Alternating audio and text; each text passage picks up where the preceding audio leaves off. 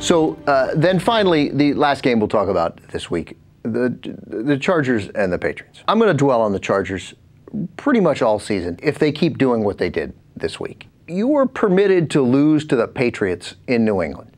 It's not even a bad loss. The Patriots are awesome. Tom Brady threw for 400 more yards, right? Phillip Rivers, 29 of 40, 378 yards, a couple of touchdowns. He's thrown for 713 yards on the season. But as we mentioned last week, if you're going to get on Norv Turner for managing to find creative ways for the Chargers not only to lose, but to not even really be in the game, then at some point, if you're going to have these nonsense conversations about how Peyton Manning's not clutch in big games, then you have to have those same conversations about Phillip Rivers. You have to. You're duty bound to, because it's really similar.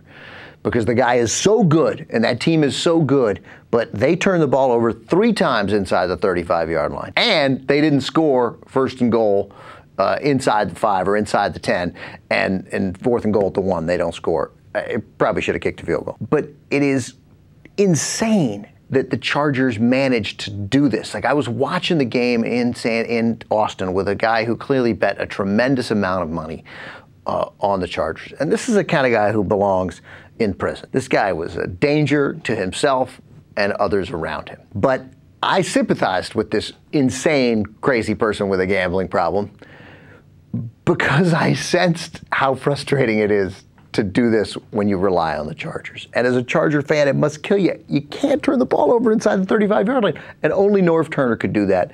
And at some point, Phillip Rivers doesn't make those plays. I think that's a nonsense argument. But if you're going to make it about Peyton Manning, you are obligated to make it about Phillip Rivers. One point I'll disagree with you. Overall, you blame Norv Turner for literally everything. I blame him for the debt ceiling crisis. You blame him for everything. That's right. It's not on him that they've turned the ball over inside the 35. Of course it is. They have a mentality that doesn't take this job seriously.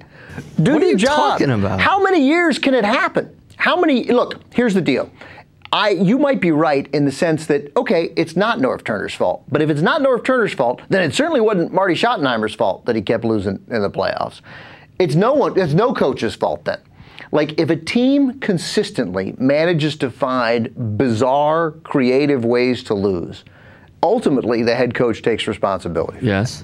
So, therefore, it's on Norv Turner. And here was another week in a game that's okay to lose. It was in Foxbrough against the Patriots. But for the Chargers to keep going downfield and give them ball back to a team that seemingly scores at will at various times, when the mood strikes them, the Patriots, 3rd and 8, who cares? Here's the deal. They're going to throw to a tight end, and they're going to get 13 yards. Like, everyone knows it. You can't keep giving the ball away, man, and someone has to take responsibility for that. I got it. Norv Turner didn't cause Mike Tolbert to fumble. It's always going to be the coach first. That's usually how it goes. That's the system we've accepted. I think that might be nonsense, but they can't be exempt, and I don't think Phillip Rivers should be. Norv Turner takes heat from me, takes heat from everybody. Every Redskin fan has watched games where at the end, when Norv Turner coached there for 7 years, at the end of the game, you were thinking, how did we lose that game? How did that happen? We dominated this game. We're so much better. But we missed an extra point. We got a punt blocked. We shanked a punt. We have lousy kickers. We can't snap. We can't do this. We managed to not convert 3 straight times on 2nd and 1, 3rd and 1, 4th and 1, and we ran the same play every time. I don't understand. I want to be wrong about Norv Turner. I want to be wrong. I want to see him win a Super Bowl, and I want it to shut everybody up, myself included. I would love it. That would be fantastic. I root for the Chargers, but then as soon as you start to root for them, they do this. And Phillip Rivers throws a bizarre pass that if we're Peyton Manning, you'd have people like Jenks sitting next to me going, see, Peyton Manning, it's not clutch. But he loves Phillip Rivers, and Phillip Rivers gets a pass. By the way, Rivers is 56 and 26 as a starter, 3 and 4 in the playoffs. I think those stats are silly. There's not a big enough sample size for the playoffs, but this is the world we live in. He's 3 and 4 in the playoffs. Is Phillip Rivers not clutch? That's just the question that I think is only fair that people be asking. I'm asking it, and I think it's a stupid question. But it's the kind of question sports fans ask, and I think it needs to be asked to Phillip Rivers.